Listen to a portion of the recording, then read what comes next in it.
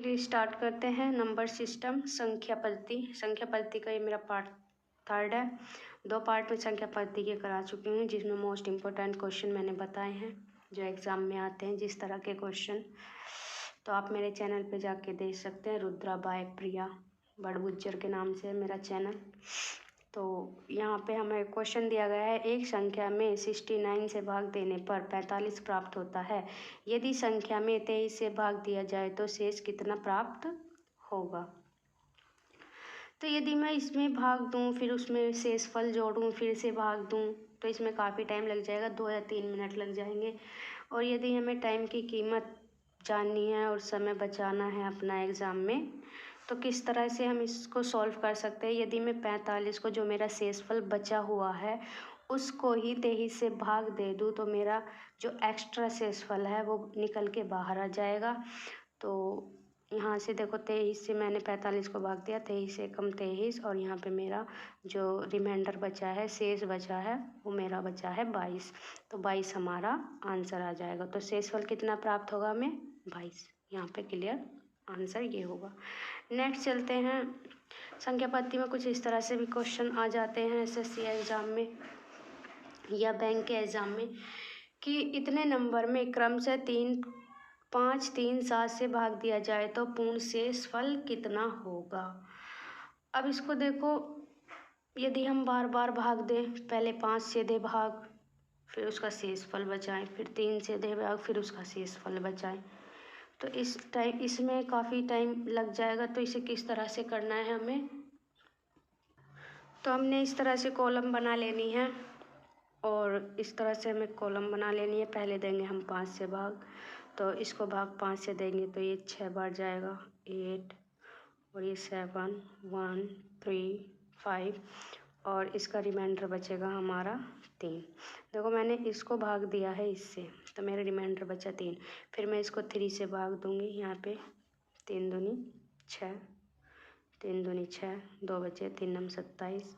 यहाँ पे लगा लेंगे हम 0, क्योंकि 2 नंबर एक साथ लेंगे। तो 3 चौक 12, कितना बचा 1, तो हो गया 15, 3 पंजे 15। तो रिमाइंडर मेरा यहाँ पे कुछ नहीं बचा, तो मेरा आ जाएगा 0 यहाँ पे रिमाइंडर। ठीक है, फिर इसको भाग देंगे 7 से। 7 दिया 21, कितना बचा 1, कितना हो गया 19, 7 दूनी 14, कितना बचा यहाँ पे 5, ये आ गया 7 49, 50 हो गया था, तो 7 49, यहाँ कितना बचा 1, यहाँ हो गया 14, तो 7 दूनी 14, रिमाइंडर कितना बचा मेरे पास 3। इसने पूछा भाग दिया जाए तो पूर्ण शेषफल होगा। यदि हम अलग अलग भाग दें तो हमारा शेषफल अलग अलग ये बचता है। अब इसमें पूर्ण शेषफल कैसे निकालेंगे, ये जो 3 हमारा शेषफल है, इसको हम रखेंगे इसी तरह एज इट। इसमें फिर प्लस करेंगे, 0 की मल्टीप्लाई करेंगे 5 में, इसकी मल्टीप्लाई करेंगे 5 में यहाँ पे, तो 5 × 0, फिर प्लस, फिर 5 की मल्टीप्लाई करेंगे 5 में और 3 में, तो कितना आएगा 3, 5 पंजे 25, और 25 थी 75। अब यहाँ पे देखो 3 प्लस ये हो जाएगा 0 प्लस 75, 75 में 3 प्लस करेंगे तो 78 हो जाएगा हमारा पूर्ण शेषफल। ये हमारा आंसर कहलाएगा। समझ में नहीं आ रहा है तो फिर से समझिए। देखो, यहाँ पे 5 से भाग देंगे, 5 छंग 30, कितना बचा 4, 43 हो गया, 5 अट्ठे 40, कितना बचा 3, 35 हो गया, 5 सत्ते 35, 5 एकम 5, कितना बचा 1, 17 होगा, 3 5 तिया 15, कितना बचा 2, 28 हो गया, 5 पंजे 25, कितना बचा 3 हो गया शेषफल हमारा। इसी तरह से 3 से भाग देंगे इसको, तो ये आएगा और शेषफल बचेगा 0, क्योंकि ये यहाँ पे पूरा पूरा कट जाता है तो शेषफल कुछ नहीं रहता, तो हम लिखेंगे 0। अब इसको हम 7 से भाग देंगे इस नंबर को, तो हमारा आंसर आएगा ये, और जो हमारा शेषफल बचा है वो बचेगा 5। इसको भाग देने पर शेषफल 5 बचेगा। अब इस 3 को हम एज इट इज़, ये तो हमारा अलग अलग शेषफल आ गया। यदि वो अलग अलग शेषफल पूछता तो हमारा आंसर हो जाता ये। उसने पूछा है कि पूर्ण शेषफल क्या होगा, तो पूर्ण शेषफल निकालने के लिए 3 प्लस इस 0 की मल्टीप्लाई करेंगे केवल इस 5 में, यह आ जाएगा 0 × 5, और 5 की इस 5 की मल्टीप्लाई करेंगे 5 और 3 में, यदि हमारा आगे और आता, मान लो यहाँ पे एक शेषफल और आ जाता आगे निकालने पे, तो इसकी मल्टीप्लाई करते 4 की, इसमें भी और इसमें भी। लेकिन अभी हमारा यहीं तक रुका है, तो इस 5 की मल्टीप्लाई करेंगे इसमें और इसमें, तो 5 पंजे 25 और 25 थी 75 हमारा आ गया ये। अब इन सबको ऐड कर देंगे तो 78 हमारा आ जाएगा आंसर।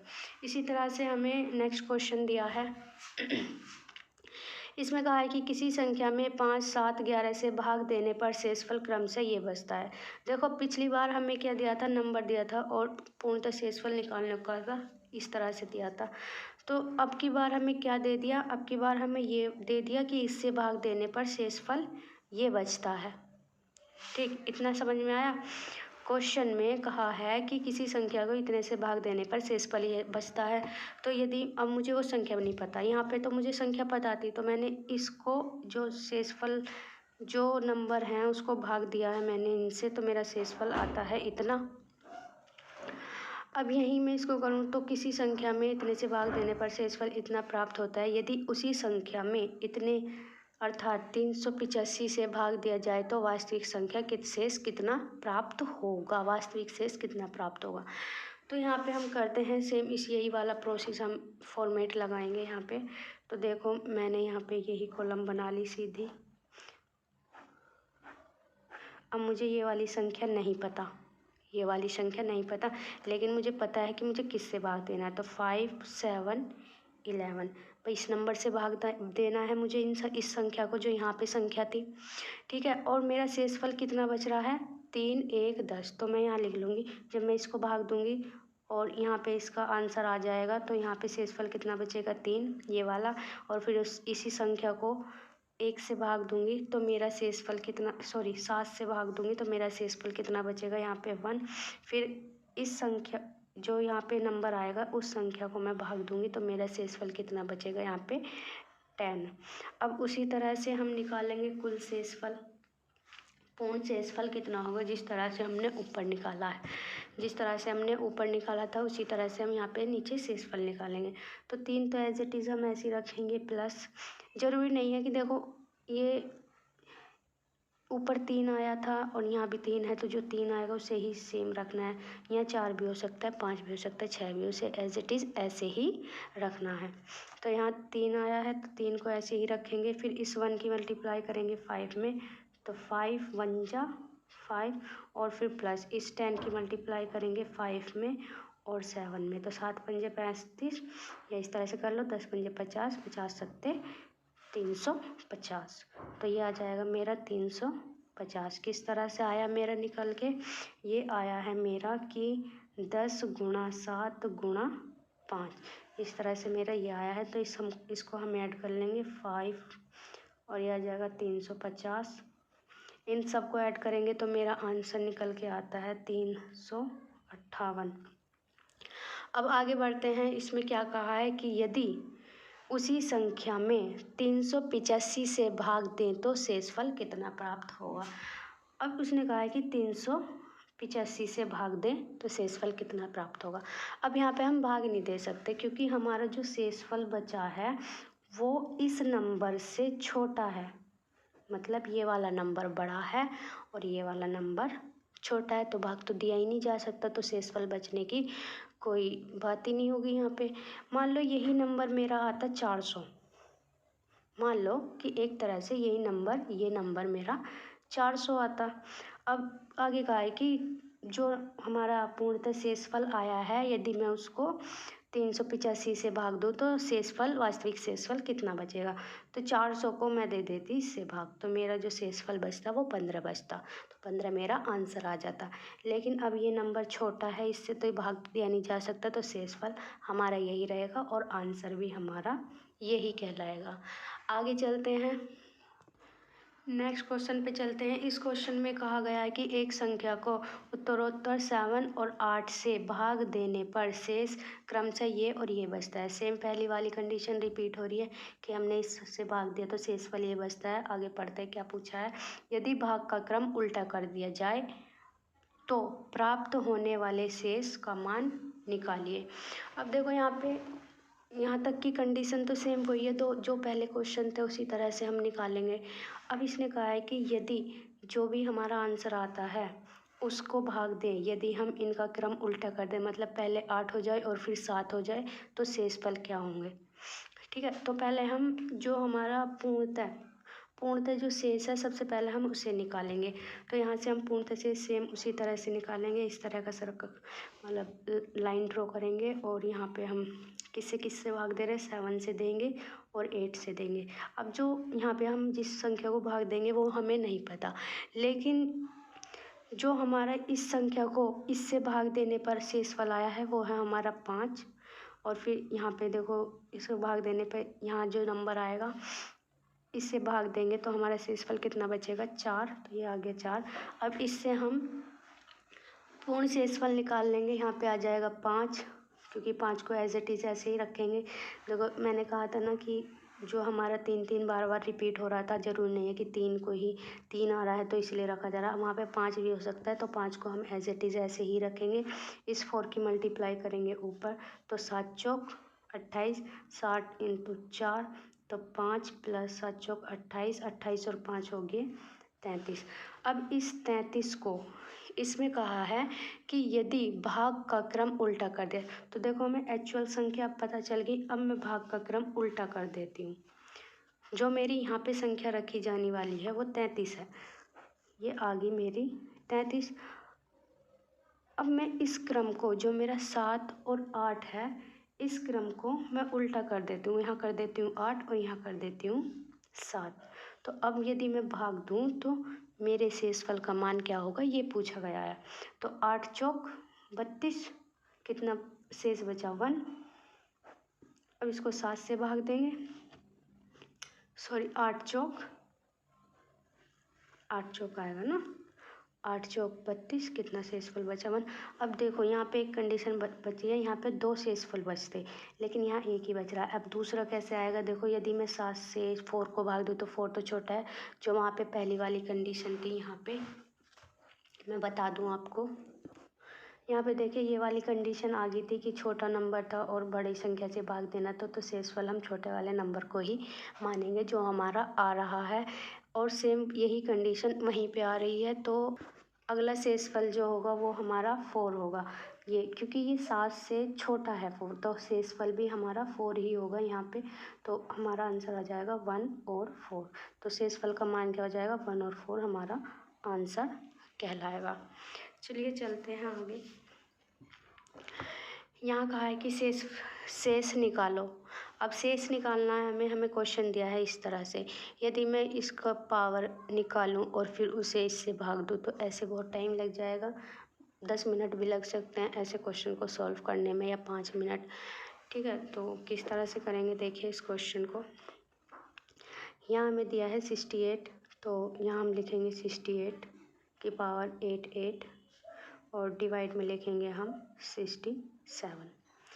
अब मैं इसमें एक माइनस करूँगी और एक प्लस करूँगी, क्या कुछ फ़र्क पड़ा है? देखो प्लस माइनस से का साइन है 1 में, तो आपस में कट जाएंगे, फिर भी यही बचेगा, तो कुछ फ़र्क पड़ रहा है। यदि मैंने एक माइनस कर दिया और एक प्लस कर दिया तो कुछ भी फ़र्क नहीं पड़ रहा।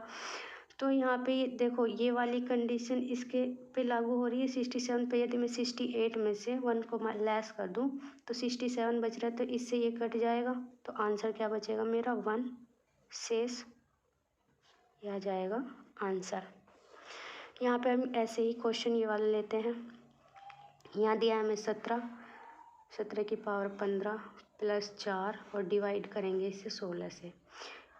ऐसे ही हम यहाँ पे एक माइनस करेंगे या एक प्लस कर लो, माइनस करेंगे और एक प्लस करेंगे, कुछ फ़र्क नहीं पड़ेगा क्योंकि एक ही हमने माइनस किया है, एक ही प्लस। यदि मैं इनको आपस में काटूँ तब भी सेम यही रहने वाला है, लेकिन क्वेश्चन सॉल्व करने के लिए हमें ऐसा करना ज़रूरी है। तो यदि 17 में से मैं 1 को माइनस कर दूं तो मेरा 16 बचता है, तो ये वाली कंडीशन कट जाती है। तो 4 प्लस के और प्लस का 1, तो कितना बचा 5, तो 5 शेषफल आंसर। क्लियर? ऐसी कंडीशन हमारी यहाँ पे है। एक क्वेश्चन ये है हमारा, यहाँ है 45 की पावर 50 -9 और डिवाइड में है 44। यहाँ पे अभी एक प्लस कर देंगे और एक माइनस कर देंगे, कोई कंडीशन अलग नहीं है, ये में आपस में कर जाएगी फिर भी यही बचेगा। तो देखो 45 में से यदि मैं 1 को लेस कर दूँ तो मेरा 44 बचता है, तो ये कंडीशन कट जाती है इससे। तो ये माइनस का 9 और प्लस का 1, तो ये बचेगा माइनस के 8। अब माइनस के 8 शेषफल तो बचेगा नहीं कभी भी, तो हम क्या करेंगे, ये जो 44 है इसमें से 8 को घटा देंगे, तो मेरा कितना आ जाएगा यहाँ पे 14 में से 8 जाएंगे तो 6 और यहाँ हो जाएगा 36, तो 36 मेरा आंसर आ जाएगा।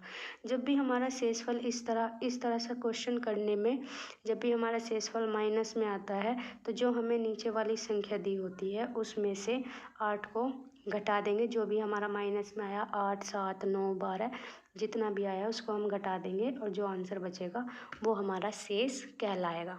क्लियर है?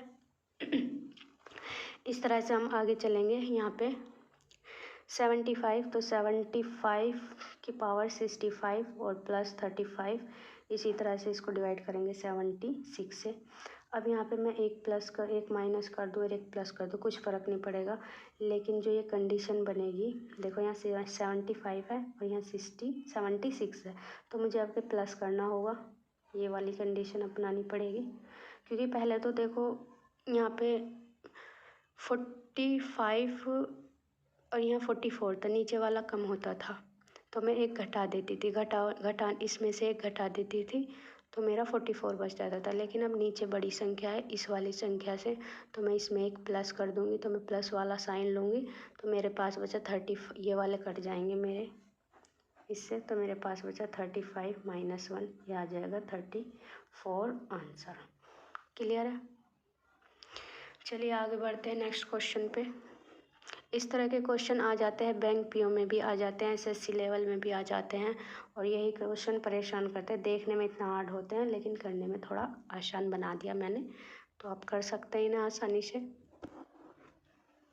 एक क्वेश्चन हमें ये दिया गया है कि 3 संख्याओं का योग 75 है, प्रथम तथा द्वितीय संख्याओं में इतने का अनुपात है तथा द्वितीय और तृतीय संख्याओं में इतने का अनुपात है, तो सबसे बड़ी संख्या कौन सी होगी। अब यदि मैं संख्याएं ढूंढने लगूं, संख्याएं मान लूँ ABC ये संख्या, तो पहली संख्या क्या होगी 3A, दूसरी संख्या क्या होगी 5B, फिर यहाँ पे 5B और ये फिर 7C। अब इन सबको ऐड करके मेरा आ जाएगा 75, फिर इसको सॉल्व करूँगी। इस तरह से हमें क्वेश्चन को नहीं करना है, हमें लेना है ताकि हमारा टाइम बच सके, इस तरह से हमें क्वेश्चन को सॉल्व करना है। तो चलिए सॉल्व करते हैं हम इसको। क्वेश्चन का कुछ हम इस तरह से रखेंगे, जो हमें प्रथम और द्वितीय दिया है तो उसका अनुपात रख लेंगे 3:5, और ये जो 5 और 7 अनुपात दिया है इस वाले अनुपात को, जरूर नहीं है या 5 भी हो, कुछ भी हो सकता है, 7 भी हो सकता है, 8 भी, 9 भी, 10 भी, कुछ भी हो सकता है। इस अनुपात को हम इस तरह से रखेंगे 5:7, मतलब कि ये वाला अनुपात इसके ये वाला अनुपात इसके नीचे आना चाहिए। तो अब क्या करेंगे, इसकी मल्टीप्लाई, इसकी मल्टीप्लाई और इसकी मल्टीप्लाई, तो हमारा आ जाएगा 7 पंजे 35, 5 पंजे 25 और 3 पंजे 15। तो इसमें पूछा है सबसे बड़ी संख्या कौन सी है, तो सबसे बड़ी संख्या होगी हमारी ये। अब देखो इन तीनों को जोड़ो तो मेरा इन तीनों का योग कितना आ रहा है 75। ठीक, तो मेरी सबसे बड़ी वाली संख्या ये होगी। यदि वो पूछता कि सबसे छोटी संख्या कौन सी होगी, ये होगी। यदि वो पूछता कि माध्य की संख्या क्या होगी, तो ये वाली होगी। तो आंसर आ जाएगा, यहाँ पे पूछा है सबसे बड़ी संख्या क्या होगी, तो ये हो जाएगा 35 आंसर। क्लियर है? नेक्स्ट क्वेश्चन पे चलते हैं। नेक्स्ट क्वेश्चन है हमारा, 2 संख्याओं में 3:7 का अनुपात है, प्रत्येक में 5 जोड़ दिया जाए तो अनुपात 1:2 हो जाता है तथा प्रत्येक संख्या ज्ञात कीजिए। यदि मैं इसको लॉन्ग टर्म मेथड से करूं, जिस तरह से करते हैं, तो काफ़ी समय लग जाता है इस तरह का क्वेश्चन करने में। तो इस तरह के क्वेश्चन किस तरह से सॉल्व हों, तो ये आ जाएगा, इसको मैं लिख लूँगी 3:7, ये वाला यहाँ पे, ये मुझे 5 जोड़ना है तो मैं इसको ले लूँगी बीच में 5 को, और जो मेरा अनुपात आया है 5 जोड़ने पर उसको मैं लिख लूँगी यहाँ पे। अब ध्यान से समझना ये क्वेश्चन। इस सेकंड वाले की मल्टीप्लाई करूँगी पहले वाले से, इसकी मल्टीप्लाई करूँगी इससे और इसकी मल्टीप्लाई करूँगी इससे, अंदर वालों की मल्टीप्लाई और बाहर वालों की मल्टीप्लाई। तो ये आ जाएगा मेरा 3 दूनी 6 और 7 एकम 7। क्लियर है?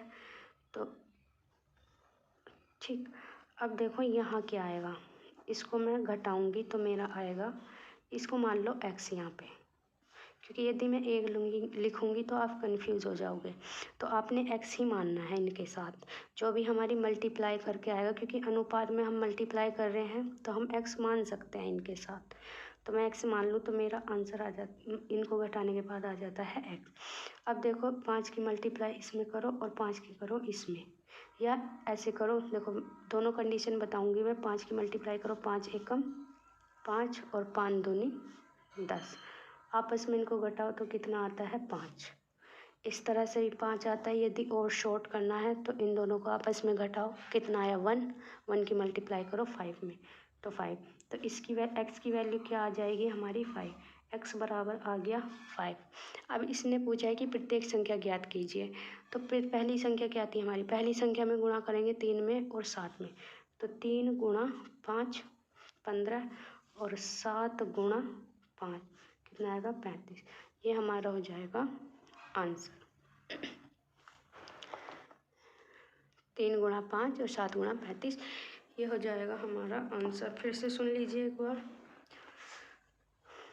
दो संख्याओं में इतने का अनुपात है, प्रत्येक में 5 जोड़ देने पर अनुपात ये हो जाता है। तो प्रत्येक संख्या हमें ज्ञात करनी है। तो यहाँ पे मैंने लिया है, इसको मैंने लिख लिया यहाँ पे और 5 लिख लिया मैंने इन दो बीच में, और ये वाला अनुपात जो आएगा अनुपात 5 जोड़ने पे वो लिख लिया मैंने यहाँ पे।